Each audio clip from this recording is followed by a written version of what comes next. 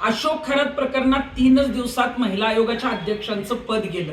माझी सुनेत्रा पवारांना विनंती आहे की आपण या पक्षाच्या राष्ट्रीय अध्यक्ष आहात आणि अशा व्यक्तीला आपल्या प्रदेशाध्यक्ष पदावरून जे आहे ती तातडीनं हकालपट्टी आता करणं गरजेचं आहे।